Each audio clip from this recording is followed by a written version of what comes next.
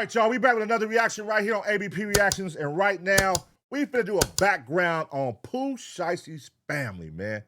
Meet the Shiesty family, the gangsters who raised a rap star. Let's see what's going on. What happens when a family of real street gangsters and kingpins raises the next generation? When your father is known as Mob Boss, a certified kingpin who built his own record label while running trap houses across Memphis. When your bloodline carries the weight of murder cases, federal drug charges, and a reputation that makes grown men move different in the streets. This is the story of the Williams family, better known as the Shiesty clan. A family so deep in the game that when their youngest son, Pooh Shiesty, started rapping about robbing ops and sliding on them, he wasn't just creating music, he was documenting a lifestyle passed down through generations. From Mob Boss's rise as one of Memphis's most feared kingpins to his gangsta-ass mother that was cheering him on crashing out, tragic loss of T.P. From street wars that left bodies dropping to federal cases that tore the family apart. This is the untold story of how real gangsters raised a rap superstar who couldn't escape the very streets that made him. Stay locked in, gang, because by the end of this video, you'll understand why Pooh Shiesty never had a choice but to be exactly who he is. This family tree got roots deeper than any rap beef and branches that reach into every corner of Memphis's most dangerous neighborhoods. We're about to expose the real story behind one of hip-hop's most authentic voices.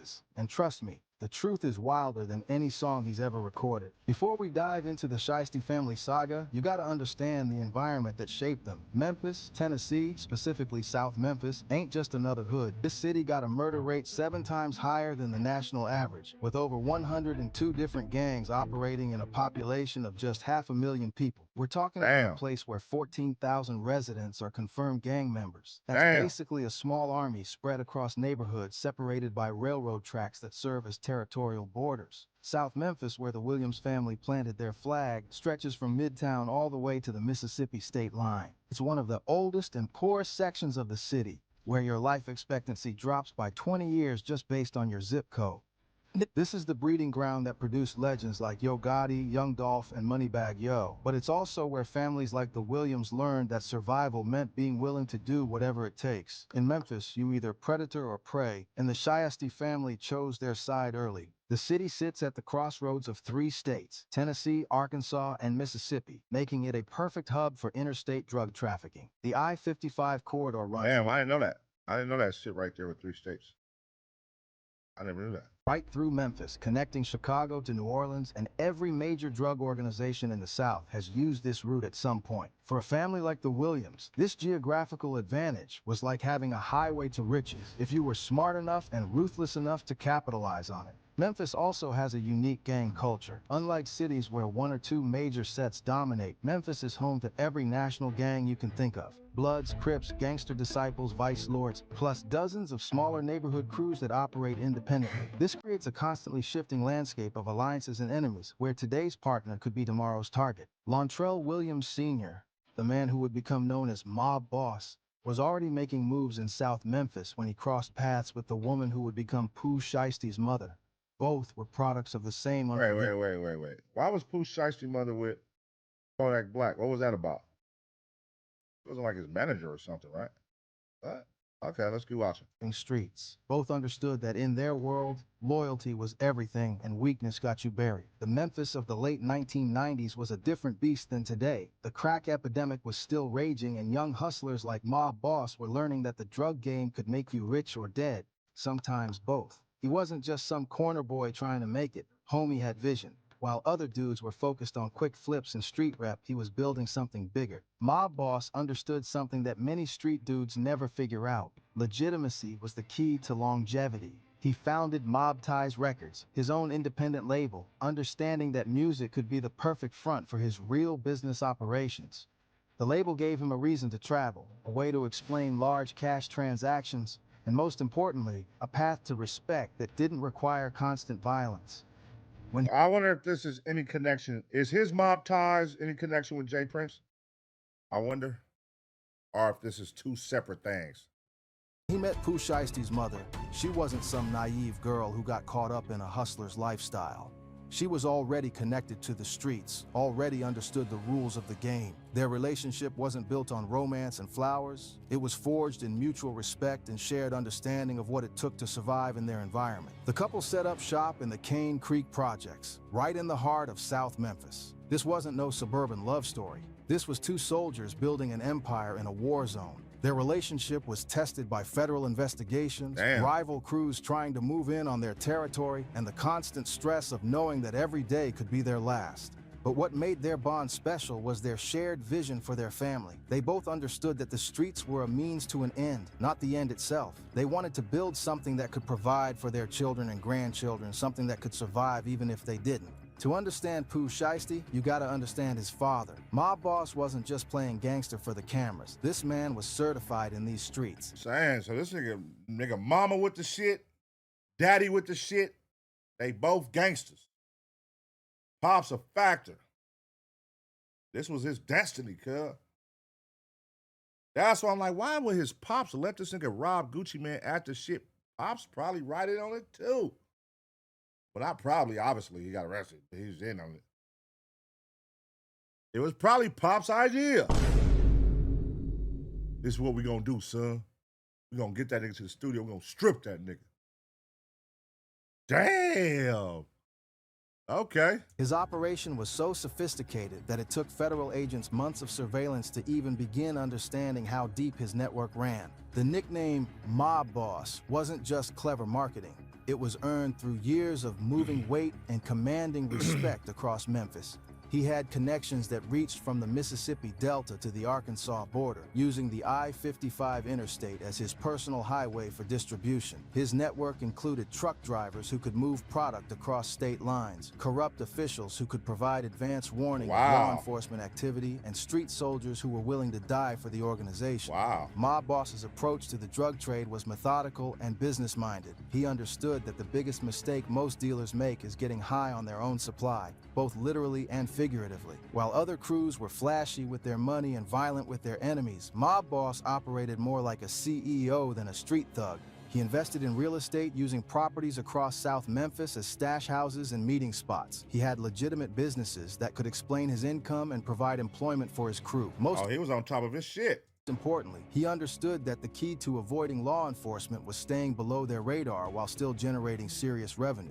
But Mob Boss's story takes a dark turn in 2004 when he got caught up in one of Memphis's most shocking murder cases. Rebecca Glenn, a 24-year-old radio DJ for Q107.5, was found strangled to death in her apartment. The killer was Stanley Andrews, but according to police reports, Mob Boss was charged as an accessory after the fact. Here's where it gets real twisted. Word on the streets was that Rebecca had been playing Yo Gotti's music on the radio, but refusing to give Mob Boss or his mob ties artists any airtime. In the Memphis music scene, radio play was everything. Niggas be ready to crash out over radio, bro. Niggas really be ready to crash out like the nigga, just spin my shit. Why you spinning? And they trying to player haters. Why you spinning Yo Gotti shit, but you ain't spinning my shit? To the point where they'll kill you over that shit? Niggas ready to die over radio spins? That's what it's like with YouTube right now. Niggas is willing to die over YouTube views, bro. Like, y'all niggas willing to die for this shit? Was the difference between being a local hustler who rapped and being a legitimate artist who could make real money from music. Some say Mob Boss put a hit out on the DJ for the disrespect, though this was never proven in court. The case sent shockwaves through Memphis. Stanley Andrews' own sister couldn't believe what her brother had done, telling Action News 5 that he called her from jail saying Rebecca went off on him for knocking on her door, so he just snapped. But Andrews showed no remorse, acting like someone who knew exactly what he was doing. The investigation revealed that Andrews had slipped past building security guards and was wandering the halls knocking on random doors. When Rebecca opened her door to see who was there, Andrews forced his way inside, wrapped his hands around her neck, and strangled her to death before robbing her apartment. Mob Boss caught accessory charges. Wait, that's sloppy as hell. So he didn't even know which door was hers and he was just knocking on random doors? That's sloppy. first-degree forgery, but he managed to beat the worst of it with just a year of supervised probation. That light sentence should have been a wake-up call, but for a man like Mob Boss, the streets were calling too loud to ignore. The Rebecca Glenn case also highlighted the dangerous intersection between Memphis's music scene and its criminal underworld. Radio DJs had real power in determining which artists got exposure, and that power made them targets for anyone who felt disrespected or ignored. By 2007, Mob Boss was back to his old ways, but this time he was operating on a whole different level. He had set up a sophisticated drug operation out of an apartment at 784 Porter Street in Memphis, a spot that looked abandoned from the outside but was actually a fully functioning trap house. The location was strategically chosen. Porter Street was a dead-end road in a neighborhood where police presence was minimal and residents minded their own business. The apartment building itself looked run down and uninhabitable, which was exactly the point. Who would suspect that a major drug operation was running out of a place that looked like it should be condemned? The Memphis Police Department had been watching the location for months, documenting who came and went, tracking patterns, building their case. Detective Kittrell Robinson would later testify about the sophisticated surveillance operation they conducted before finally moving in with search warrants. They documented regular traffic at all hours of the day and night. Cars would pull up, someone would go inside for a few minutes, then leave. The pattern was consistent with a retail drug operation, but the volume suggested something much bigger than street-level dealing. Picture this scene. Cops bust through the front door, and immediately there's chaos. Mob Boss's cousin Rico Johnson tries to run from apartment 4 to apartment 3, and you can hear glass breaking as someone jumps out the kitchen window. But the wildest part? A 75-pound pit bull comes charging around the corner, going straight for the officer's necks. Detective Robinson had to shoot the animal 3 times before it retreated to the kitchen where it died. Damn. The pit bull wasn't just a pet, it was part of the security system. In the drug trade, having a vicious dog serves multiple purposes. It deters robbery attempts, warns of police raids, and can destroy evidence if trained properly. The fact that this dog was willing to attack armed police officers shows how well it was trained for protection. When the smoke cleared, police found a full operation. 12.5 grams of cocaine, 8 pounds of high-grade marijuana, digital scales on the kitchen counter, measuring cups by the stove for cooking crack, a Smith & Wesson on the couch, and $10,000 cash in Mob Boss's front pocket. Damn. Golly. Caught you slipping.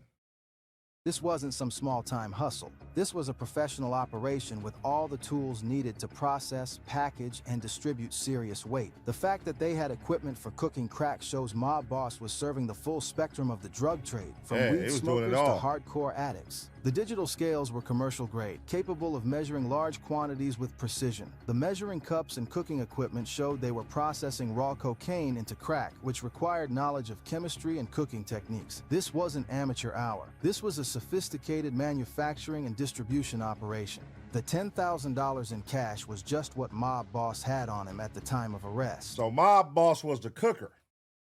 He the man. Nigga, I could sell you this shit raw, or I could cook it up for you. Oh yeah, he was getting to the chili.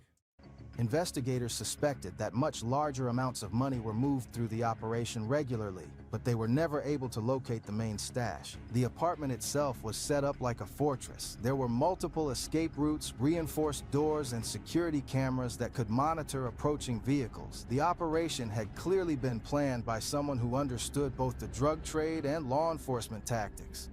While Mob Boss was making headlines for his legal troubles, Pooh Shiesty's mother was holding down her own reputation in the streets. This wasn't no innocent bystander caught up in her man's business. She was a certified gangster in her own right. The streets of Memphis don't respect weakness, and any woman standing next to a man like Mob Boss had to prove she could handle whatever came with that position. She understood the game, understood the risks, and understood that in their world, family loyalty meant everything. Growing up in South Memphis, she had seen what happened to women who couldn't protect themselves or their families. She had watched mothers lose their children to the streets, wives get disrespected by their husbands' enemies, and families torn apart by violence and incarceration. She was determined that wouldn't be her story. When Mob Boss was facing federal time, she made sure the family stayed together. She managed the money, maintained relationships with key players in their organization, and kept their reputation intact while he was fighting his case. Hey, salute to her. Salute to her. That is very vital, man. Whether it be in streets or whether it be in whatever type of business, man. You go down, You want to know that my spouse, my wife, can carry the ship, man. You know what I mean? That you can hold it down while I'm in jail. Sort of like Gucci Man and his wife. Like you could take this and hold it down and keep things afloat, keep the family intact, keep our pockets fed, our pockets full. You know what I mean? That's, hey, salute to her. This required a level of street intelligence and political skill that most people never develop. She also had to protect her children during this time. Young Pooh Shiesty was watching everything, learning from every interaction, absorbing lessons about loyalty, respect, and survival. She made sure he understood that their family was different, that they had a legacy to uphold and a standard to maintain. When Mob Boss was locked up, she kept his name ringing in the streets. She made sure their enemies knew that the organization was still operational, still dangerous, still not to be tested. Wait a minute. This raises a question.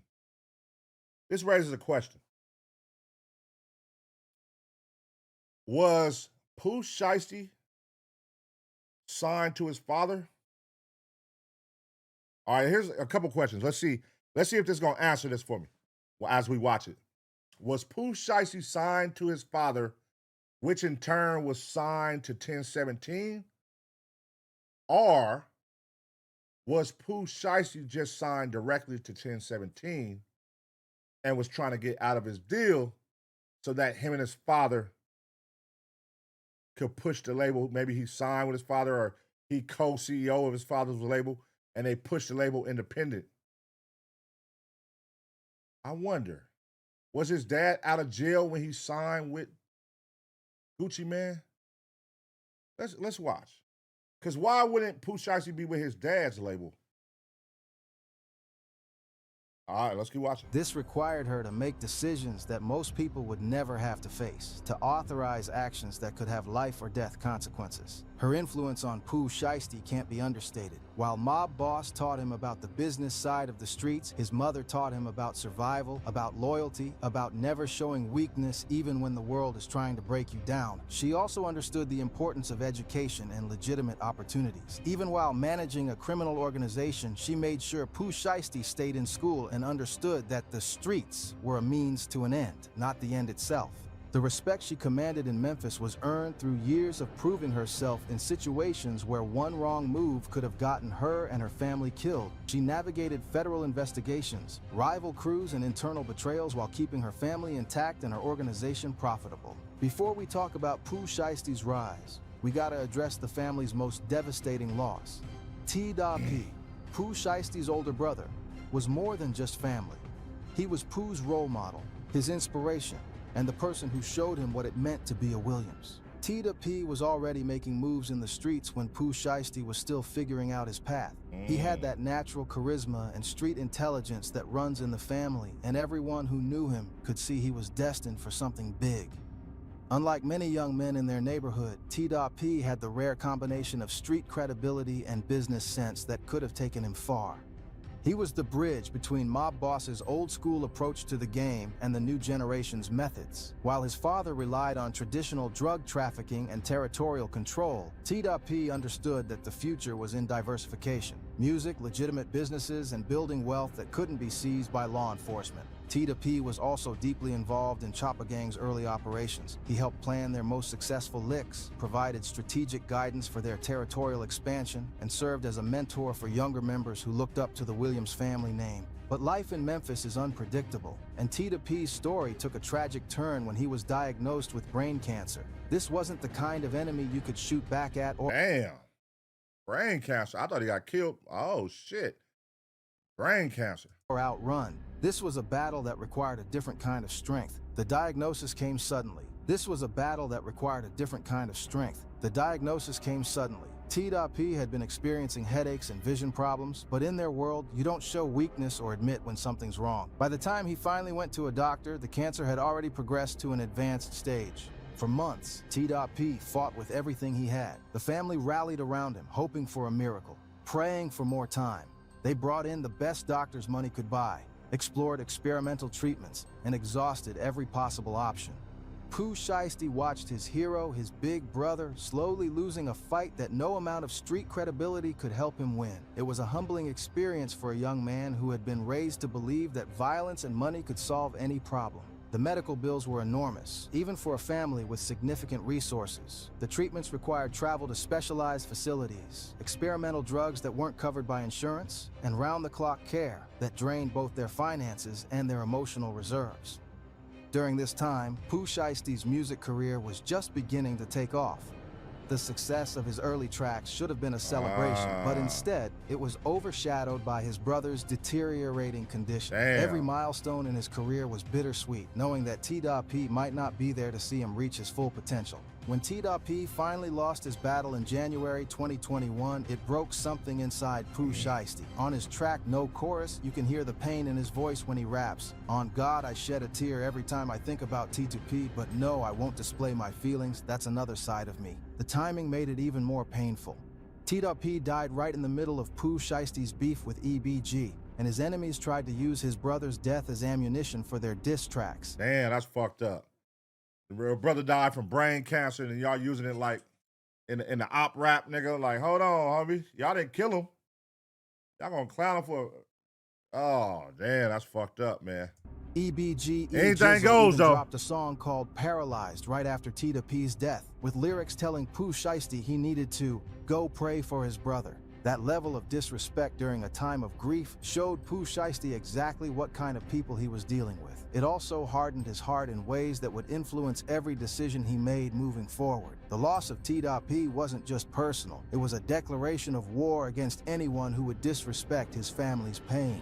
Born November 8, 1999, Lontrell Williams Jr. entered a world where violence was normal and survival required constant vigilance. By the time Pooh Shiesty was 4 years old, his father was already facing murder charges. By age 7, Mob Boss was getting raided by federal agents and going to prison for drug trafficking. This is the environment that shaped young Pooh Shiesty. While other kids were worried about homework and video games, he was learning lessons that most people never have to face. He watched his father command respect through fear and intelligence. He saw how money and power could protect your family, but also how quickly it could all disappear. The Cane Creek projects where Pooh Shiesty grew up were a world unto themselves. These weren't just apartment buildings, they were fortified communities where residents looked out for each other and outsiders were viewed with suspicion. So they probably looking at Gucci Man. Now that I'm getting the backstory on his dad's been with all the shit, been a crime boss. They demand a certain level of respect at this point in life. And it's like Jay Prince, how he moves. The way that Jay Prince moves, he demands a certain respect in the room. And in business and anything associated or affiliated with me. Nigga, when you got the mentality of a crime boss or a boss period, nigga, if I ask you something and you say no, then we got to take it to what I know best on how to handle this situation. So they probably asked Gucci on some business shit, let me out the deal, and Gucci wasn't rolling. So they had to resort to what they know best. Niggas don't understand shit but street politics or street codes or the street way. All right, nigga, you think shit's sweet, huh? Let me show you. That's why the father's in the room. I was wondering, I'm like, maybe these people weren't all in on it. But looking now at the family history, these niggas are wild cards. They clearly somebody out and where they from. So the respect thing is there. The respect factor is there. We need that. And when we feel disrespected, we gonna make sure that we disrespect you. So, Gucci Man, they probably felt like, nigga, all right, say less. Williams' family's reputation provided protection, but it also came with expectations. From an early age, Pooh Shiesty understood that he represented more than just himself. He carried the Williams name, which meant something in South Memphis. People watched how he moved, how he handled disrespect, how he treated his friends and enemies. Every action was a reflection on his family's legacy. At 11 years old, when most kids are still playing with toys, Pooh Shiesty caught his first robbery charge. Damn, this wasn't 11. Some random act of juvenile delinquency. The robbery was planned, executed with precision, and targeted someone who had disrespected his family. Even as a child, Pooh... See what I'm saying? See what I'm saying? Shiesty understood that certain violations couldn't be ignored. That same year, he got expelled from middle school for bringing a gun to campus. The weapon wasn't for show or intimidation, it was for protection. Pooh Shiesty had received threats from older kids whose families had beef with the Williams organization, and he wasn't about to be caught defenseless. Damn. These weren't cries for help or teenage rebellion. This was a young man adapting to his environment the only way he knew how. In most neighborhoods, an 11-year-old with a gun would be seen as a tragedy. In South Memphis, it was seen as preparation for survival. The streets of Memphis don't give you time to be a child. Pooh Shiesty himself said that in Memphis, you're guaranteed to lose at least one close friend to violence before you turn 15. That's Damn. not a statistic. That's a promise the city makes to every young person trying to survive there. By age 14, Pooh Shiesty had caught another assault case. The details were sealed because he was a minor, but word on the streets was that he had beaten someone severely for disrespecting his incarcerated father. The message was clear. Even with mob boss locked up, the Williams family was still not to be tested. When Pooh Shiesty hit high school at Central High, he was forced to interact with kids from other neighborhoods for the first time. Memphis gangs used railroad tracks as territorial borders, and high school was where those borders got crossed. That's when Pooh Shiesty and his childhood friend Big 30 decided to form their own crew, Choppa Gang. Don't get it twisted. Choppa Gang wasn't just some rap group or social club. This was a legitimate street organization focused on getting money by any means possible, as Pooh Shiesty described it. Choppa Gang. They were young, hungry, and willing to do whatever it took to build their own empire. The formation of Choppa Gang represented a new generation of Memphis street politics. Unlike the older gangs that were based on neighborhood loyalty or national affiliations, Choppa Gang was built around personal relationships and shared ambition. They recruited the smartest, most ruthless young men from across South Memphis, creating a hybrid organization that combined the best elements of traditional gang structure with modern business practices. Damn. So see, now that's what he got from his father. That's the smart side. Look, fuck that. Sometimes we ain't gonna be a powerful hood if we only use the niggas that was born and raised in our section. We gotta outsource. Let's go get the most powerful niggas, the demons from over here, the demons from over here, the demons from over here, the demons from this side, this side, this side, and let's form our crew. Basically like an all-star team. That's smart. I see, like a lot of gangs they don't think like that. They like, nigga, you gotta be born here. You wasn't born here. You ain't from here. You didn't go to our park. Like, but look at all the niggas you got over there. They probably broke. They ain't got no money. They don't know how to get no money. Why not outsource and go get other niggas who could bring money to the hood, niggas that could turn our thugging into a business? We gotta bring in other elements. Okay, so that's his father's mental right there. All right, Pooh Shiesty. But you also got your father's mental on doing shit the wrong way. On doing shit the right way and the wrong way. By the time Pooh Shiesty graduated high school, Choppa Gang was generating serious cash through various illegal enterprises. They weren't just corner boys selling dime bags. They were running sophisticated operations that required planning, coordination, and the kind of ruthless efficiency that Pooh Shiesty had learned from watching his father. Their first major score came from robbing drug dealers in rival territories. Pooh Shiesty understood that the best targets were people who couldn't call the police, other criminals who had to handle their losses privately. Choppa Gang would study their targets for weeks, learning their routines, identifying their weaknesses, and planning their attacks with military precision. The money was good, but it came with a price. Every successful lick brought more attention from rivals and law enforcement. Every dollar earned had to be protected through violence or the threat of violence. This is when Pooh Shiesty started building the reputation that would later make his music so authentic. One of their most notorious early jobs involved robbing a high-level dealer who had been moving weight through South Memphis without paying proper respect to the established powers. The target had connections to out-of-state suppliers and was generating hundreds of thousands of dollars in revenue. But he had made the mistake of thinking his money made him untouchable. Choppa Gang spent 3 weeks studying the dealer's operation. They learned when he re-upped, where he kept his stash, who provided his security, and what routes he used to transport product and money. Now, who be talking like this? Who be telling them all this information? You know what I mean? This is... I don't know cops can put a lot of shit together themselves, but it also be like, out of all these niggas, look, 1, 2, 3, blah, blah, blah, just count all these niggas. If they all go down, boom, how many of them you think gonna, stitch lip? not gonna say a word, not gonna talk. Y'all niggas are a crime organization. Y'all get hit with a RICO. How many niggas y'all think gonna talk?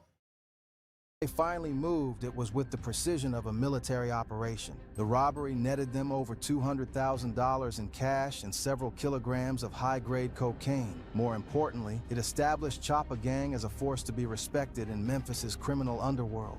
Word spread quickly that these young men weren't just random stick-up kids. They were organized, intelligent, and extremely dangerous. But success brought new challenges. Other crews started targeting Choppa Gang members, trying to rob them or eliminate them as competition. Law enforcement began paying attention to their activities, building files and looking for ways to bring them down.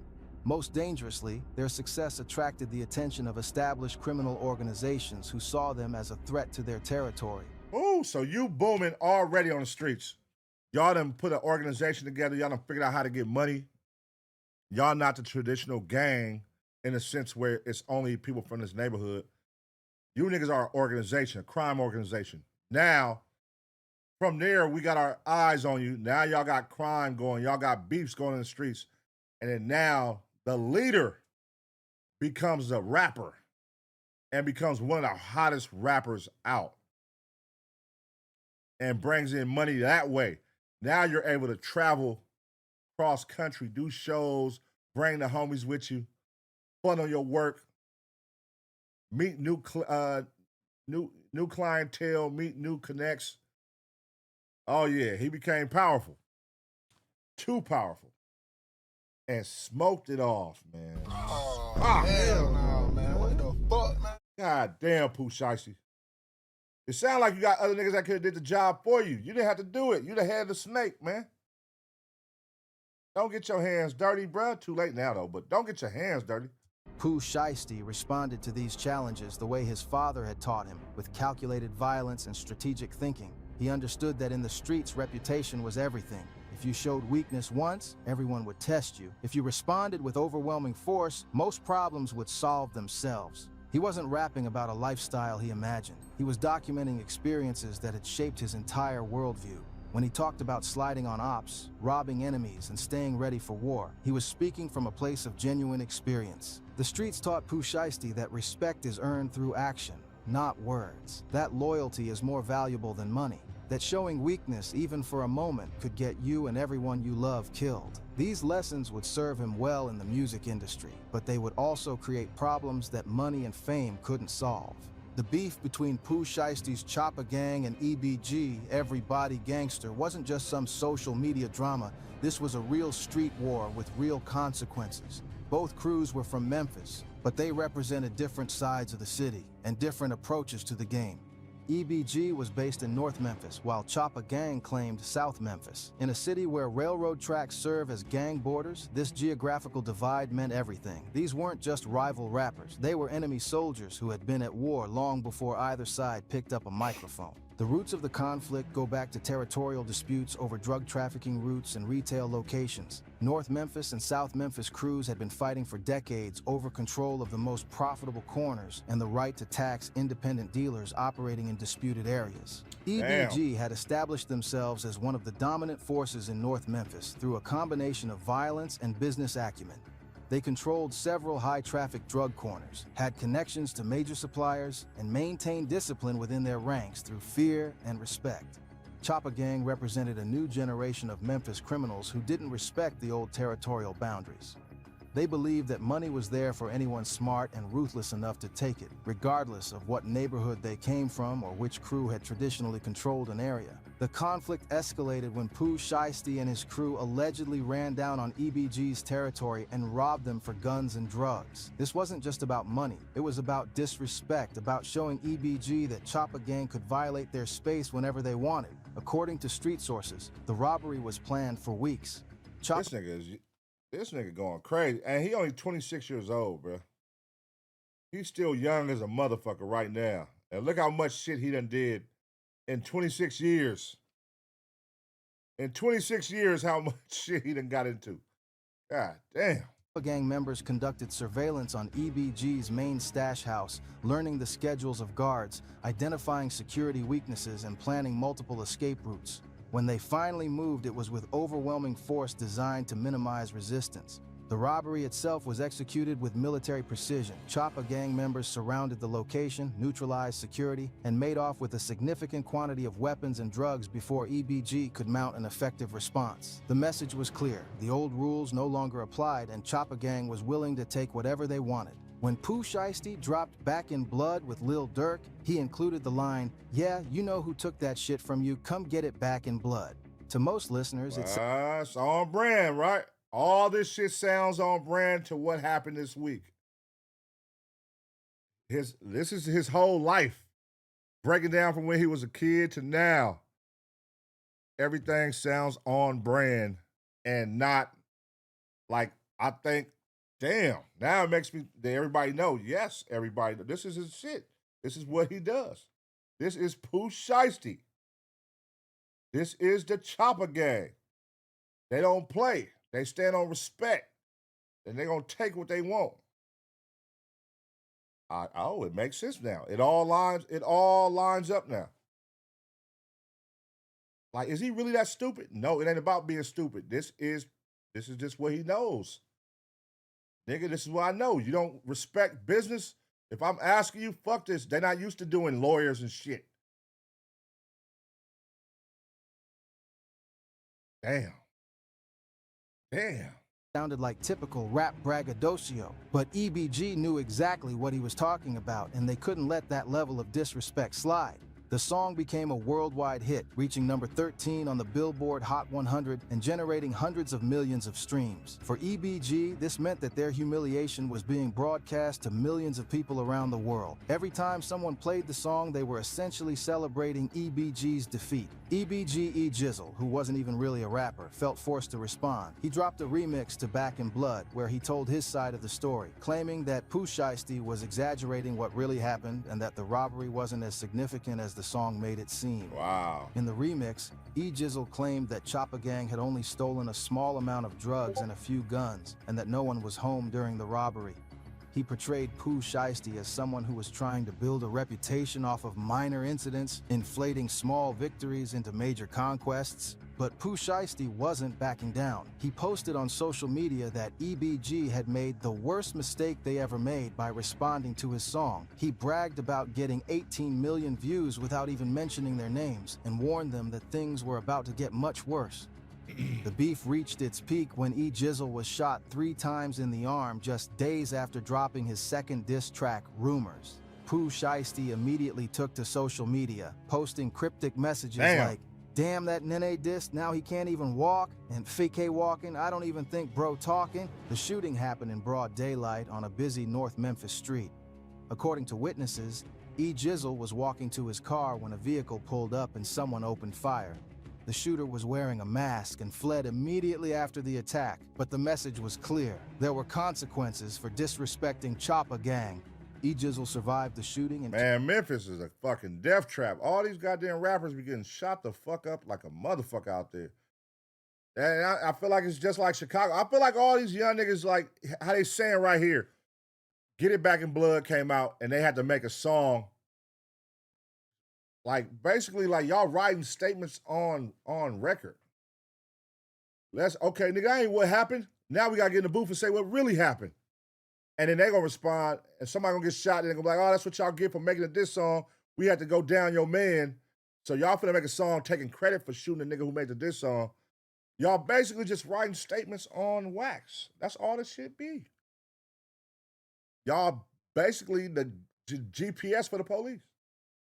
What direction to go in, who to look at, who taking credit for it. Came back with another diss track called Paralyzed, where he claimed that whoever shot him had a clear shot on my face and still went for my arm, suggesting they were trying to send a message rather than kill him. The ongoing beef created a climate of fear in Memphis. Members of both crews were constantly looking over their shoulders, knowing that any public appearance could result in violence. The conflict also drew in other crews who had alliances with either side, expanding what started as a dispute between two organizations into a citywide war. Before the EBG war fully popped off, Pooh Shiesty had already established himself as someone who didn't tolerate disrespect from any Memphis rapper. His beef with Big Boogie started over something that might seem small to outsiders, but in Memphis, respect is everything. Big Boogie, who signed to Yo Gotti's CMG label, made the mistake of claiming on Instagram Live that he was a better rapper than Pooh Shiesty. In most cities, that might just be competitive talk between artists. In Memphis, that's a direct challenge that demands a response.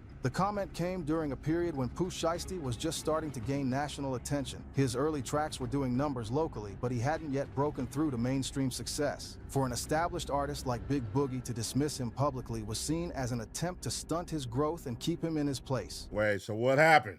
Pooh Shiesty and Big 30 immediately pulled up on Big Boogie's live session, confronting him about his comments. The exchange got heated, with Pooh Shiesty claiming that when he pulled up to Big Boogie's neighborhood, Boogie ran away scared. According to Pooh Shiesty's version of events, he had actually driven to Fraser, Big Boogie's neighborhood in North Memphis, looking for a face-to-face confrontation. When Big Boogie saw him coming, he allegedly fled rather than handle the situation like a man. Big Boogie denied this version of events, claiming that he had never met Pooh Shiesty in person and didn't understand why there was beef between them. Oh, shit. What? Why would he lie about that? Why would Pooh Shiesty lie about that? Well, it could go either way. Niggas be liars, man. Never mind. Saying that he didn't have any real problems with Pooh Shiesty and that the whole thing was being blown out of proportion. To make the disrespect even more personal, Pooh Shiesty created his own brand of weed called Red Rum, the same name as Big Boogie's crew. That way, he could literally say he was smoking on that Red Rum pack and mean it. This was a level of pettiness that showed how seriously Pooh Shiesty took any form of disrespect. The weed packaging featured graphics that mocked Big Boogie and his crew, and Pooh Shiesty made sure to promote it heavily on social media. Every time someone bought his Red Rum strain, they were participating in the disrespect of Big Boogie's organization. The situation reached a tragic climax. That nigga Pooh Shiesty's a knucklehead. On July 12, 2020, when Big Boogie was performing at a concert in Como, Mississippi. During his performance, gunfire erupted. Over 50 shots from 5 different weapons. Big Boogie wasn't hit, but 2 people were killed. 19-year-old Jasmine Bradshaw and 37-year-old Elvie Wilborn. The shooting was clearly planned and coordinated. 5 different weapons suggested multiple shooters working together, and the volume of gunfire indicated that this wasn't a random act of violence. Someone had come to that concert with the specific intention of killing Big Boogie. Jasmine Bradshaw, one of the victims, was reportedly Big Boogie's pregnant girlfriend. Oh. Damn. Not the baby. Killed the pregnant girlfriend. Oh, nigga, it's up for life, nigga. Nigga, you killed my pregnant girl, my girl and my baby? That's a different type of hate, nigga. Nigga going, oh, it's up for life. How can y'all be around each other if you affiliate? Oh, wow, that's crazy. She was on stage with him when the shooting started, making her death particularly tragic. The fact that she was carrying his child added another layer of devastation to an already horrific situation. While many suspected the shooting was retaliation for the beef with Pooh Shiesty, he went on Instagram Live to deny any involvement, saying their issues weren't that deep. Whether he was telling the truth or just protecting himself legally, the message was clear. Beefing with Pooh Shiesty could have deadly consequences. The denial was strategic but not entirely convincing. The timing of the shooting, coming just weeks after their public beef, suggested a connection that was hard to ignore. However, without concrete evidence linking Pooh Shiesty to the attack, law enforcement was unable to pursue charges. The incident also highlighted the dangerous intersection between rap beef and real street violence. What starts as competitive banter between— No fucking way. Just the fact, it can't be that. The fact that I said I'm a better rapper than you in Memphis led to my pregnant girlfriend getting shot. All over that. Well, pride and ego, man. Pride and ego is our worst enemies, man. Pride and ego. And you young. They young. 26 years old. You know, that's when your pride and ego is kicking, especially when you come from the reputation of your father. Now you're the understudy to your father. Now it's your turn in the streets. You're 20 years old. You got a crew. Y'all got a reputation. You can't take no disrespect. Whether it's, nigga, I'm a better rapper than you, I look better than you, I dress better than you, nigga, or whatever. Any form of disrespect to the head of the organization will be taken as a threat. Damn. Artists can quickly escalate into life or death situations when the artists involved have genuine street credibility and access to weapons. Pooh Shiesty didn't start rapping with dreams of fame and fortune. Music was just another hustle, another way to generate income for Choppa Gang. His first recorded verse actually appeared on Big 30's track Breaking News in 2018, where you could hear the raw talent that would later make him a star. The song was recorded at a local Memphis studio using money that Choppa Gang had made from their street activities. The beat was simple, the production was basic, but Pooh Shiesty's verse stood out immediately. His flow was natural, his lyrics were authentic, and his delivery had an intensity that couldn't be faked. Breaking News was uploaded to YouTube with minimal promotion, but it quickly gained traction in Memphis. Local DJs started playing it, other rappers began taking notice, and fans started asking who the young rapper with the distinctive voice was. His official debut single, Hell Night, featuring Big Dirty, showed that Pooh Shiesty had found his unique sound, a gritty, menacing flow that perfectly matched the violent content of his lyrics. The music video, shot by SMB Films, racked up over 6 million views and put Memphis on notice that a new star was rising.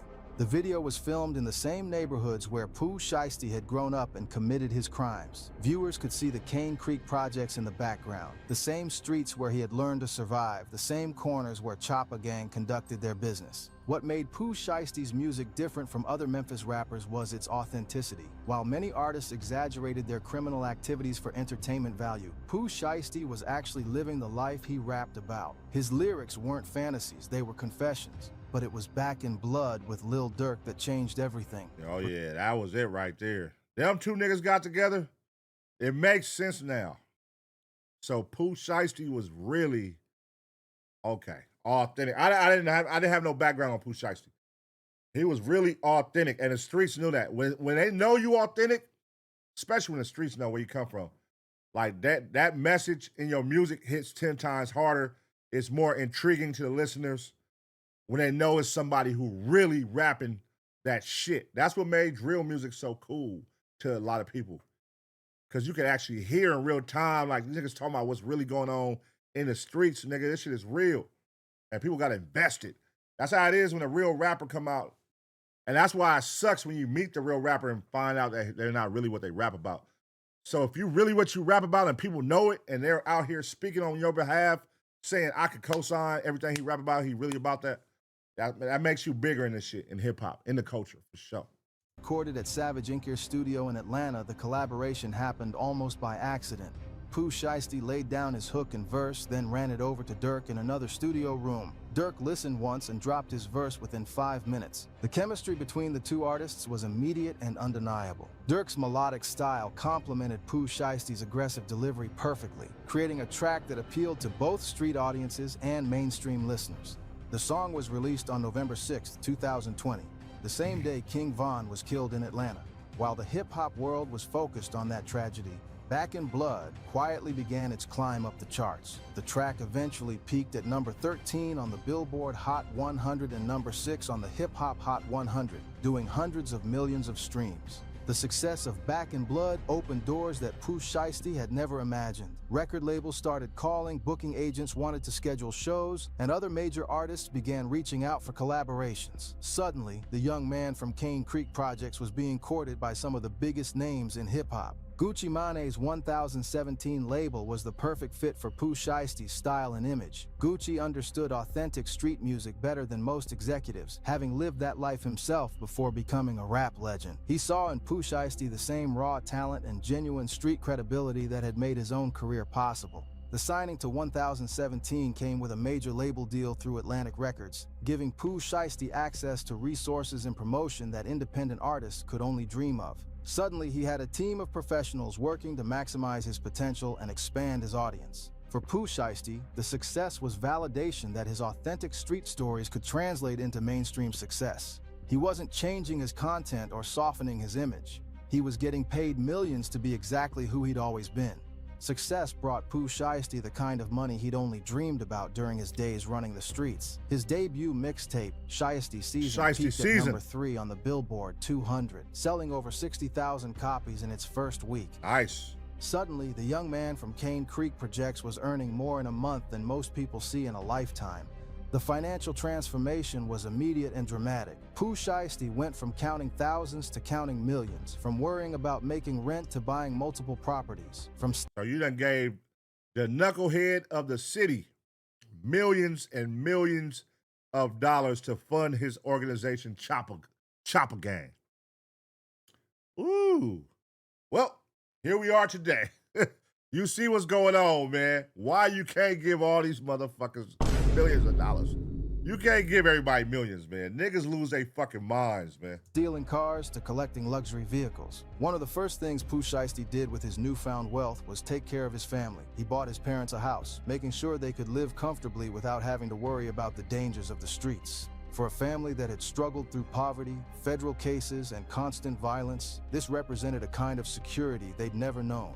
The house was more than just a symbol of success. It was a fortress. Located in an upscale neighborhood far from the projects where they had grown up, it featured state-of-the-art security systems, bulletproof windows, and multiple escape routes. Even in success, the Williams family understood that their enemies hadn't forgotten about them.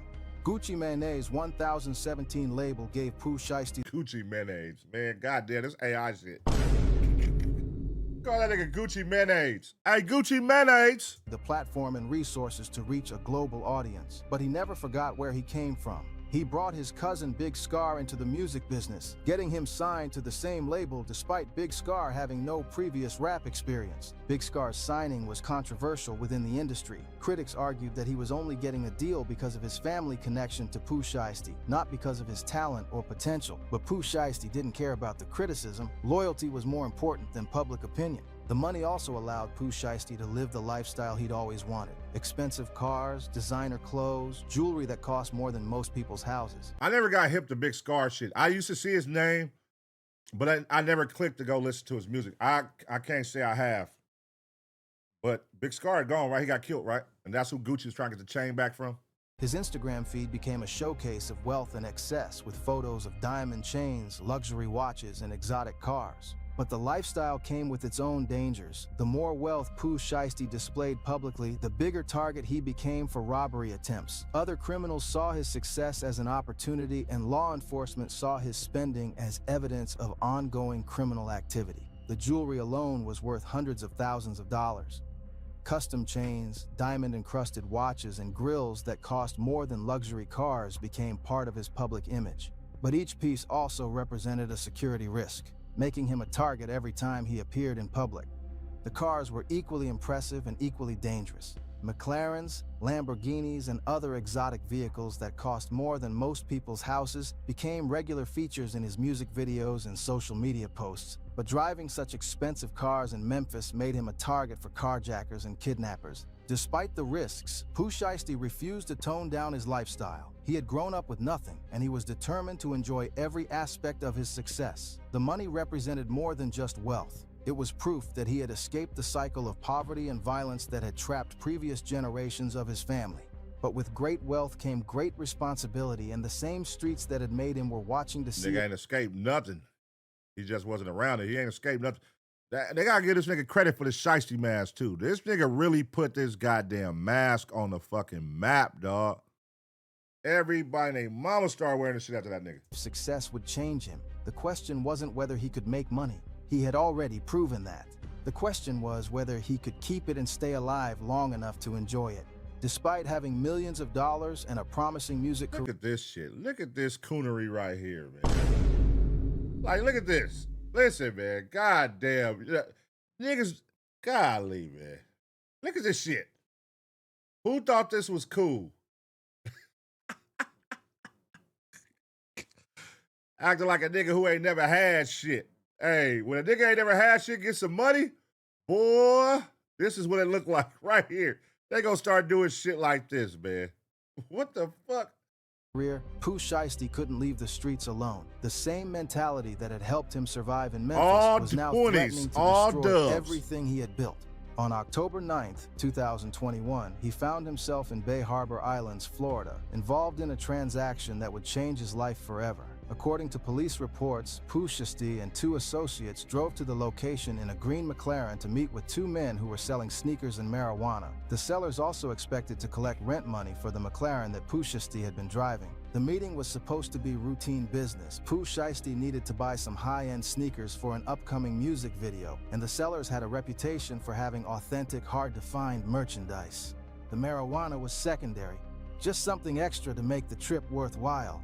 But something went wrong during the transaction. According to the victim's statements, Pooh Shiesty and his associates decided to rob them instead of paying for the merchandise. What should have been a simple business transaction turned into a nightmare. Surveillance video shows the green McLaren pulling into the parking lot, followed by a Mercedes carrying the sellers. Multiple people can be seen standing around, apparently conducting normal business. Then suddenly everything goes wrong. Pooh Shiesty's associates pulled out a Draco and another handgun, shooting both sellers. One victim was hit in the buttocks, the other was shot while trying to run back to his Mercedes. The shooting was quick but brutal, leaving both victims wounded and traumatized. The most damning evidence? Pooh Shiesty and his crew fled the scene but left behind a Louis Vuitton bag containing over $30,000 in cash. What? Oh, hell no, man. What the fuck, man? Wait, what? Y'all niggas, y'all trying to get up out of there so bad, y'all left $30,000? Nah. It gotta be more to the story than that meets the eye. But that is crazy that these niggas, the nigga that you rent the car from, you end up shooting. And drove off in the car, in his car. But then y'all left $30,000 behind. So was this a transaction going wrong? Because I know they was paying it like right here that they're picking up clothes for a new video shoot. I don't know, you know. The streets know the real, but that's crazy. Police were able to match serial numbers on some of the bills to photos Pooh Shiesty had posted on social media, Oh, directly my God. linking him to the crime scene. The abandoned money bag suggested that the robbery wasn't planned. If Pooh Shiesty had intended to rob the sellers, he wouldn't have brought $30,000 in cash to the meeting. Something had gone wrong during the transaction, Right. leading to a spontaneous decision to use violence instead of paying. Now that sounds like the Gucci Man situation. Me personally, I don't think that they brought Gucci Man up there to do that intentionally. I think shit went left. I'm going to say this again. I said it on Community. I just think Pooh Shiesty makes intentional decisions. He got a short temper, and he makes intentional decisions where he just move on impulse. And now you done put us all in a twist. I don't see 9 people coming together to do a crime of that, like, let's go rob Gucci Man. All right, I'm in. 9 people, you're like, man, what the hell? Nah, nigga. You done put us in this situation. Because you moving on some disrespect shit. Clearly, your MO in this video, since you've been a kid since 11 years old, you don't tolerate disrespect well. That's what makes you snap. That's why you keep getting in trouble. You don't tolerate disrespect. So something was done in that meeting with Gucci Man that you found as a form of disrespect for the last straw. Whatever. Y'all probably been talking about getting out this deal for a minute. And you snap. Then fuck it, nigga. And by that time, the homies, I can't walk out. I can't tell on you. I can't not be with the business with you. I got to stand alongside of you. This is a decision you made in the moment. I got to stand with you. After we walk away, I'm going to have to tell you, like, man, that was stupid as fuck, bro. Why'd you do that? But you my dog, though. But you done brought 8 other people into this shit with you. And look what just happened. Just look at the track record, y'all. Look at the track record of all the incidents they're talking about here. What do they all have in common? Pooh Shiesty making some dumbass decisions. All because a nigga said y'all rap. I rap better than you. You done went. You know what I mean? Like, it's just crazy. Pooh Shiesty don't tolerate disrespect, man. Moral of the story. But that wasn't the only incident. On May 30th, 2021, Pooh Shiesty was at King of Diamonds strip club in Miami when $40,000 allegedly fell from his waistline. When other patrons rushed to grab the money, Pooh Shiesty became enraged. The King of Diamonds incident revealed the dangerous intersection between Pooh Shiesty's street mentality and his newfound wealth. In his mind, the money belonged to him regardless of how it had ended up on the floor. Anyone who took it was essentially robbing him, and robbery demanded a violent response. Security tried to remove him from the club when he became aggressive, but Pooh Shiesty wasn't going quietly. During the altercation, he allegedly shot a security guard in the leg, turning a minor incident into a felony assault case. The shooting happened in front of dozens of witnesses, including other celebrities and their entourages. Cell phone videos captured parts of the incident, providing law enforcement with clear evidence of Pooh Shiesty's involvement. Pooh Shiesty doesn't tolerate disrespect. Every incident, the same reason. Him being disrespected. That's what makes him snap. That's what every time he gets in trouble and go to jail or get in something, it all leads back to him being disrespected in some kind of way. He doesn't tolerate disrespect. That's his snapping point. That's what makes him snap and do dumb shit that people be like, why would you do that? Think about it. Why would you shoot a nigga in broad daylight in a green McLaren, the nigga who rented you the car across the street from the police station, and leave $30,000 behind? He snapped. He's not in his right mind. He snapped. Boom. Think about it. Why would you shoot somebody in a strip club in front of everybody? Because you dropped money, you felt disrespected. He snapped. Boom. Why would you rob Gucci Man in a studio with cameras all around with an off-duty officer and a white cameraman? He got disrespected. He snapped. Oh, hell no, man. What the fuck, man? Everything. All got one thing in common: disrespect. He doesn't tolerate disrespect. He moves on impulse. He makes the dumbest decisions when he feels disrespected. Moral of the story. Moral of the story. That's the moral of the story. Look at every incident why he went to jail. It's all one thing in common. Every incident. There was also a third incident that received less attention but was equally revealing. On July 7, 2020, Pooh Shiesty was charged with discharging a firearm from a vehicle at a gas station. According to police reports, he had gotten into an argument with someone and decided to settle it with gunfire. The pattern was clear. Despite having more money than he'd ever dreamed of, Pooh Shiesty was still operating with the same street mentality that had gotten him out of the projects. Told you. He don't tolerate disrespect. That's the one thing. All he know to resort. Listen, when it comes to disrespect, all he know is his trigger fingers. That is the answer, the solution to all disrespect. Go back to when he was 11 years old, what they said, to now. Every situation he's been arrested for, disrespect. Don't disrespect Pooh Shiesty, or else he's gonna do some dumb shit. He couldn't separate the person who had survived Memphis from the artist who was supposed to represent a better future. Each incident showed a man who had never learned to walk away from conflict. In the streets, backing down from a challenge could get you killed. But in the legitimate world, every confrontation didn't require violence, and every slight didn't demand retaliation. The irony was that Pooh Shiesty had achieved everything he had ever wanted: money, fame, respect, and the ability to take care of his family. But the same qualities that had made his success possible were now threatening to destroy it. The Bay Harbor Island shooting resulted in serious federal charges: armed robbery with a firearm, aggravated battery with a deadly weapon, aggravated assault with a firearm, and theft. Initially facing up to 20 years in prison, Pooh Shiesty eventually accepted a plea deal that would sentence him to 63 months, just over 5 years. The federal charges were particularly serious because they involved firearms and interstate commerce. The fact that Pooh Shiesty had traveled from one state to another to commit the crimes made them federal offenses, which typically carry harsher sentences than state charges. His lawyer, Bradford Cohen, who had previously defended Lil Wayne and Kodak Black on federal gun charges, tried to discredit the victims' testimonies. The defense pointed out inconsistencies in their stories and questioned their credibility as drug dealers who had been robbed. Cohen argued that the victims were unreliable witnesses because they were involved in illegal drug sales and had motivation to lie about what really happened. He suggested that they might have been trying to rob Pooh Shiesty and that the shooting was actually self-defense. The defense also highlighted the fact that Pooh Shiesty had left. Oh, so let's spin it. Y'all drug dealers who tried to rob me, and I was defending myself. Smart. Smart. That's actually smart. Yeah, that's smart, but, you know, a good lawyer can sell it.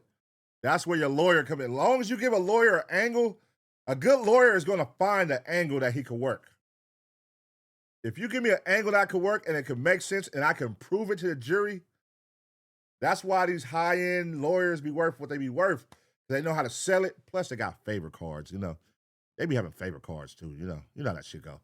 But that's why they make all the big bucks. That's why they make the big bucks. $30,000 at the scene, arguing that this proved he hadn't intended to rob anyone. If robbery had been the plan, they argued, he wouldn't have brought so much cash to the meeting. But the prosecution had strong evidence, including surveillance video that clearly showed the shooting and social media posts that linked Pooh Shiesty to the money found at the scene. The case against him was solid, and his legal team eventually advised him to accept a plea deal. The judge initially granted Pooh Shiesty a $30,000 bond, which he posted immediately. He and his associates boarded a private jet and left Florida, but the legal troubles followed him. When he was arrested for the King of Diamonds shooting, his bond was revoked and he was forced to sit in jail until his trial concluded. The King of Diamonds case added another layer of complexity to his legal situation. All over $40,000, and you got out here getting hella buku money, and it fell from your waistline. So you want to shoot somebody in public in front of everybody at the club. Why does every time it's you doing the shooting? You are the fucking head of the operation now, bro. You are the boss. You should have crash outs that's willing to do this for you. Why do you keep getting your hands dirty, brother? You the one that got to keep this shit afloat. But that's the one thing you didn't pick up. Your mind state. You still on that ignorant nigga shit. You don't understand you a boss now, but now you ain't acting like a boss, and look where you at. Back in that slammer, man. Now he was facing charges in multiple jurisdictions for separate incidents, making it much harder to negotiate favorable plea deals. The prosecution in the King of Diamonds case had even stronger evidence, including multiple witnesses and cell phone videos that clearly showed Pooh Shiesty shooting the security guard. The incident had happened in a crowded nightclub with dozens of cameras, making it impossible to deny his involvement. On January 3, 2023, Pooh Shiesty was sentenced to 63 months in federal prison. The judge also ordered 3 years of supervised release, during which he cannot associate with known gang members or co-defendants. He's also required to complete an alcohol treatment programs. The supervised release conditions are particularly restrictive for someone with Pooh Shiesty's background. Oh, wait a minute. I know about the alcohol. Maybe that's the thing. When he's drunk, he makes terrible decisions. When he's drunk, he makes terrible decisions. That could be the thing. It's one thing to make terrible decisions sober, but if you are already not in the right mind state, you're in an immature mind state, you're in a street mind state, give a nigga that some liquor on top of that, you really gonna crash out and do dumb shit. So maybe it could be that. What if Pooh Shiesty got a drinking problem and he can't be controlled and he crashes out while drunk? Oh, wow, that's another angle. He's prohibited from associating with any members of Choppa gang, which includes some of his closest friends and family members. He also cannot travel without permission from his probation officer. For a 23-year-old at the peak of his career, 5 years represents a significant portion of his prime earning years. The hip-hop industry moves fast, and artists who disappear for extended periods often struggle to regain their momentum. The financial impact of his incarceration extends beyond lost earnings. Legal fees for high-profile federal cases can easily reach into the millions, and Pooh Shiesty's team of experienced attorneys didn't come cheap. Federal prison is a different world from the streets of Memphis, but Pooh Shiesty has adapted the same way his family taught him to adapt to any environment. He's used his time to reflect on the decisions that led him there and to plan for his eventual return to society. The federal prison system is designed to break down inmates psychologically and rebuild them according to institutional standards. For someone like Pooh Shiesty, who had never been controlled by anyone, the adjustment was particularly difficult. The daily routine is strictly regimented. Wake-up calls, meal times, work assignments, and recreation periods are all scheduled and monitored. Inmates who violate rules face punishment that can extend their sentences or restrict their privileges. But Pooh Shiesty has found ways to make his time productive. He's been working on new music, writing lyrics, and developing concepts for future projects. The isolation has given him time to think about his craft in ways that weren't possible when he was constantly dealing with street drama and legal problems. Even while incarcerated, Pooh Shiesty has maintained his relevance in the hip-hop world. His team has continued releasing music, including the project Shiesty Seasoned Certified, which features collaborations with Gucci Mane, Lil Durk, and Jack Harlow. The continued success of his music while he's locked up proves that his fan base remains loyal and that his brand is strong enough to survive his absence. Streaming numbers have remained high, and his social media accounts continue to gain followers. The prison experience has also given him perspective on the cycle of violence and incarceration that has affected his family for generations. His father, Mob Boss, served federal time, and now Pooh Shiesty is following the same path.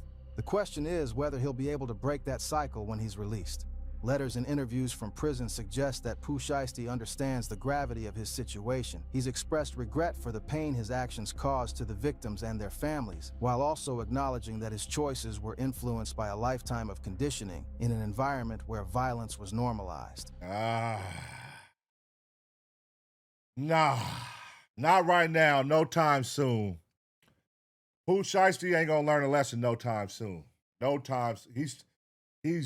Listen, he was taken off the streets right when shit really cracked off. Getting out of jail only made it even better because he got out richer, and only to go right back again right now over robbing your CEO. Do y'all feel like he's learning anything in jail? Is jail rehabilitating him, or is it making him worse? What do y'all think? He's 26 years old. Is it making him worse?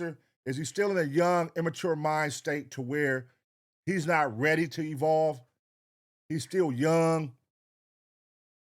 Will he ever evolve? Will he ever come to the mind state like, hey, maybe I'm tripping. I need to handle this a different way. Let other people do the dirty work instead of me. Or don't do no dirty work at all.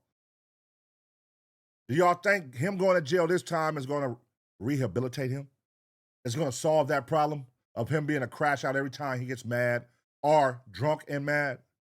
Let me know. The time in prison has also allowed him to reconnect with his family in ways that weren't possible when he was constantly traveling and performing. Regular phone calls and visits have strengthened his relationships with his parents and surviving siblings, but prison has also hardened him in some ways. The federal system is full of dangerous people, and survival requires constant vigilance. Pooh Shiesty has had to prove himself all over again in an environment where his fame and money mean nothing. Pooh Shiesty's release date is projected for 2027, assuming good behavior and completion of required programs. When he returns to society, he'll face the challenge of rebuilding his career while staying out of trouble. The hip-hop industry will be watching to see if prison changed him or if he'll return to the same patterns that led to his incarceration. His team has worked to maintain his brand and fan base during his absence. But the real test will come when he's back on the streets with access to the same temptations that derailed his career. The music industry has changed significantly during his incarceration. New artists have emerged, streaming platforms have evolved, and fan preferences have shifted. Pooh Shiesty will need to adapt to these changes while staying true to the authentic style that made him famous. His family's influence will likely play a major role in his transition. Mob Boss, now older and presumably wiser, may be able to provide guidance on how— I don't know about that one, boss. I don't know about that one, boss. We just found out this week that that is not true. To enjoy success without falling back into criminal behavior. His mother's strength and loyalty will continue to be a stabilizing force. The tragedy of Tita P's death serves as a reminder that life is fragile and that the opportunity to build something positive shouldn't be wasted. Pooh Shiesty has the chance to honor his brother's memory by using his platform to create rather than destroy. The supervised release conditions will make his transition more challenging. He'll be prohibited from associating with many of his old friends and will need to build a new support network of people who aren't involved in criminal activity. But Pooh Shiesty also has advantages that many ex-convicts don't have. He has a legitimate career waiting for him, financial resources to support his transition, and a fan base that's eager for Smoked his it off. If he can stay focused on his music and avoid the temptations of the streets, He can't. has the potential to become even more successful than before. He did. The question is whether he's learned from his mistakes or if he'll repeat the same patterns that led to his downfall. Yes, he did not learn from his mistakes, and yes, he repeated. Prison can either rehabilitate or embitter inmates, and only time will tell which effect it's had on Pooh Shiesty. His return will also be closely watched by law enforcement. Any hint of criminal activity will likely result in immediate arrest and that already happened. That already happened. That fast. return to prison. The stakes couldn't be higher for his second chance at freedom. The story of the Shiesty family is ultimately about the cycle of violence and poverty that traps generations in the same destructive patterns. Mob Boss's criminal career led to Pooh Shiesty's criminal career, despite the opportunities that music success provided. But it's also a story about loyalty, survival, and the unbreakable bonds that hold families together through the worst circumstances. The Williams family has faced murder charges, federal cases, tragic deaths, and long prison sentences, but they've never broken. The family's influence on Memphis's criminal and musical landscape cannot be understated. Mob Boss helped establish the template for combining legitimate music businesses with illegal drug operations. Pooh Shiesty proved that authentic street stories could translate into mainstream success. Their story also illustrates the challenges facing young people who grow up in environments where violence is normalized and criminal activity is seen as the only path to success. Despite having every advantage that money could buy, Pooh Shiesty couldn't escape the conditioning of his childhood. The tragedy is that the same qualities that made the family successful in the streets, loyalty, fearlessness, willingness to use violence, are the same qualities that ultimately led to their downfall. Yep. They were too authentic for their own good. Too authentic. That summarizes that up. Too authentic. Authenticity is appreciated in this culture, in this business, in rap. But it's a gift and it's a curse. Authenticity. Being too authentic to the point where nigga, I gotta live up to this image that I'm portraying. I gotta live up to my reputation. Even though I'm not in the streets, I'm still in the streets, but I'm not. I'm an artist now, and I'm not just like an upcoming artist. I'm a booming artist. It's not like I'm trying to get money. I'm getting money already. I'm not trying to get millions. I have millions. See, it's one thing when you make a mistake and you're on a route, on the way to getting millions, because people be like, oh, he ain't got it yet. So he don't know what it's like to have real money yet. But once you have millions, your mind state gotta change. It has to. You cannot still be on that street shit and you just legally made multiple millions. Legally. Like, nigga, hold on. I ain't finna jeopardize this. That's what your mind gotta convert. Like, you cannot feel like I still need to be on the block, nigga. I still need to go running houses, and me personally with the gun and risk being caught on camera, shooting somebody in the face, and I got millions in my bank account. Like, nigga, what are you doing? What are you doing, bro? Why are you holding a AK to your CEO's face inside of a recording studio and they catch you walking out the studio with the bag? Y'all done robbed them on camera and you got an ankle monitor and they saying your ankle monitor record, like, could record audio. Like, what the fuck? Hell no. Pooh Shiesty don't make the best decisions, man. And we gotta stop championing these tards, man, these knuckleheads. Listen, man, I get it. Yeah, free the real, for sure. But at some point, you got to acknowledge that sometimes the real is stupid as fuck. Let's be real. You're not making the best decisions. Yeah, you a real nigga. You my boy. You a real nigga, but you make dumb decisions. Are we wrong for saying that? Acknowledging that, hey, some of these real niggas make terrible decisions? No, they make terrible decisions, bro. It's a lot of niggas that's doing the same exact thing you're doing, that's doing murders, that's doing robberies, that hasn't been to jail a day in their life. It's niggas that's doing the same exact thing you're doing that's never been in jail. It sounds crazy, right? Oh, is that too hard to believe? Nigga, yes. It's niggas out here who have done everything you have done and ain't never seen a prison, ain't never seen jail. Did you know that? Huh? Oh, you think everybody who do a crime go to jail? Nah, only the dumb niggas. You know what I mean? You watching right now, you probably did a crime and they never got locked up. But you know what I say to that? Don't do crime, y'all. Don't do crime. Too real for a world that rewards image over substance. Pooh Shiesty's story isn't over. He has the opportunity to be the family member who finally breaks the cycle, who uses his talents and resources to build something lasting and positive. Whether he takes that opportunity or repeats the mistakes of previous generations remains to be seen. What's certain is that the streets of Memphis will be watching when he comes home. The same environment that created him will be waiting to see if success and incarceration have changed him, or if he's still the same young man who is willing to risk everything for respect and money. The Shiesty family raised a rap star, but they also raised a young man who couldn't escape the very streets that made him. That's the real tragedy and the real challenge. How do you honor where you came from without being destroyed by it? For Pooh Shiesty, that question will define the rest of his life. The family that raised him gave him the tools to survive in the most dangerous environment in America. Now he has to decide whether those same tools can help him build a better future, or if they'll continue to be instruments of his own destruction. The Shiesty legacy is still being written, and the next chapter starts when Pooh Shiesty walks out of federal prison. Whether it's a story of redemption or repeated mistakes will Repeated mistakes. He's already back in.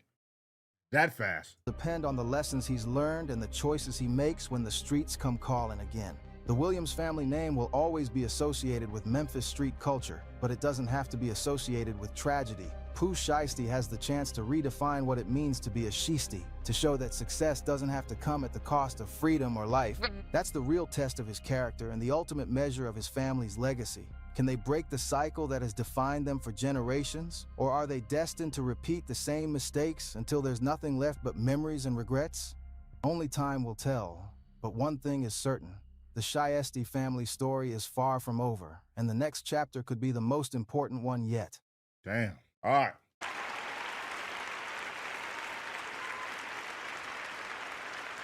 Pooh Shiesty, as you know, this video, well, this one was uploaded 3 months ago, so this is an older video, so it's not up to speed on what happened this week, but as you know, he's already back in jail. He fucked it off that fast, y'all. He's already back. But what we learned from today's reaction is the one thing he has in common in every situation is he doesn't tolerate disrespect. He don't make the best decisions when disrespected. He don't make the best decisions when disrespected. And that's his downfall. That's going to be his downfall until he mentally get like grow from that. He's going to be right back in the same shit every time. He's going to end up back in jail every time. Hate to say it, but just look, this has been going on since 11 years old. His first arrest was in 11 for somebody disrespecting his family. 11. You are now 26 and you still going to jail over some feeling disrespected. Like, you're going to have to find better ways to go about it, Pooh Shiesty. Not by pulling guns and shooting people or putting guns in people's faces. You don't have to do it that way no more. Brother, you are rich, brother. You got lawyers. Drop a bag on a lawyer, a great lawyer, and let him handle it for you. Let him figure this out. Let y'all come to a means together legally. Man, you are jeopardizing everything. Look, you just landed 8 of your people in jail, bro. 8 of your people. Oh, hell no, man. What the fuck, man? You can't be considered a great leader if you're taking 8 of your people to jail. 8 of your people going down because of your decisions. That's not a great leader, brother. A great leader, all your people will be up. They following your footsteps. We all getting some dollars, whether it's thousands, millions, whatever, by following your lead. Bosses create bosses. You creating other bosses, brother, and you handling this shit the right way. And we watching how you move. We learn from mistakes of the people before us. So you learn from mistakes of your father. You watched your father take the street route and get in trouble and go to jail and fair time. You should have learned from that. Okay, so now when the time comes and it's my time, I'm gonna do it this way. Where did my dad mess up at? Oh, because my dad was the one running up in the shit with the guns and the mask on and boot. Okay, I'm not gonna be the one running up in it if I'm still gonna do this crime shit. I'm not gonna be the one running up in it. I'm gonna make, these young niggas, these YNs who I got underneath me, which you for sure got a lot of them. Not saying it's the way to do it, y'all. I'm just saying if you're gonna do it, be smart about it, man. But Pooh Shiesty, you can't be out here on camera, especially when people are rooting for you, man. Everybody's rooting for you. We was rooting for you when you got out. Like, oh, my boy done got out, he doing his thing. You dropped the FDO, we fucking with it.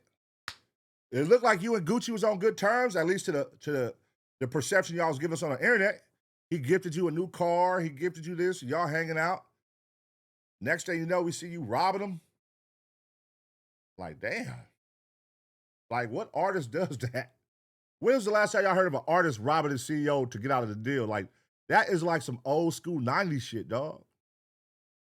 Like, this nigga is really burnt the fuck out. You know what I'm saying?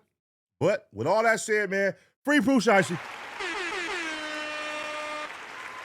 Let me know what y'all think about this situation, man. Let me know in the comment section, man. What do y'all think is going to happen when Pooh Shiesty goes to jail this time? Are they going to sit him down for a long time? You think he's going to get a good lawyer and beat it and get up right back out on the streets? And then what do y'all think is going to happen the next time he gets out? Let me know. I'm going to give y'all 2 seconds to smash the like. And as always, get ready for the next reaction.